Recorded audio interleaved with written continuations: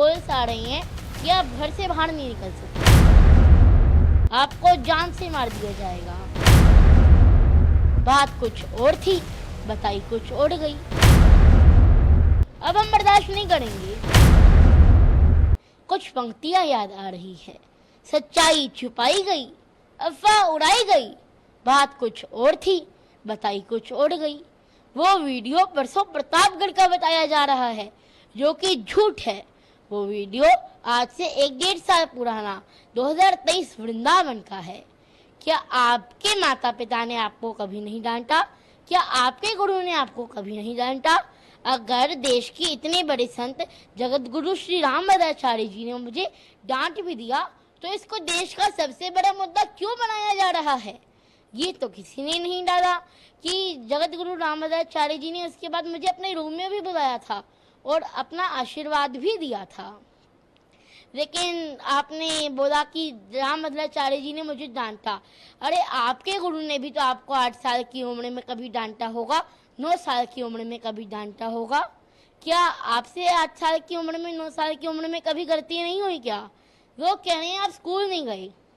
अरे मैं स्कूल जाता हूँ, और आज ऐसी स्थिति आ गई है कि मुझे इतनी ज़्यादा ट्रोलिंग कर रही हैं कि मैं इन लोगों की वजह से स्कूल नहीं जा पा रहा हूँ। मेरी वजह से मेरी बहन भी स्कूल नहीं जा पा रही है। मेरे घर वालों के पास रोज 500 से 1000 कॉल्स आ रही है। और उस देखिए, जैसे दिवाली आ रही है, सब दिवाली की तैयारी कर रही हैं, दिवाली की शॉपिंग कर रही हैं, और मेरे घर वालों के पास कॉल्स आ रही हैं कि आप घर से बाहर नहीं निकल सकते, आपको जान से मार दिया जाएगा। तो ये मेरे पिताजी के पास, मेरे घर वालों के पास कॉल आ रही है। अब मेरी मैया को तो कॉल्स उठाने से भी डर लग रहा है। देखिए, अभी तक मुझे मोटा तोता बोल रहे थे, तब तक हमने सोचा कि उनका व्यापार चल रहा है, वो कमा रहे हैं। लेकिन अब बात मेरी भक्ति की आ गई, मेरी भक्ति को नकली कहा जा रहा है। अब हम बर्दाश्त नहीं करेंगे। जगत गुरु श्री रामभद्राचार्य जी के दर्शन करके मैं भक्ति में लीन हो गया था, तो मुझे लगता है कि मेरे से मंच की गरिमा भंग हुई, तो ये मेरी गलती थी। उसके बाद मैंने मंच में कभी ऐसा नहीं किया। देखिए, रामभद्राचार्य जी की डांट में भी एक प्रेम छिपा हुआ होता है।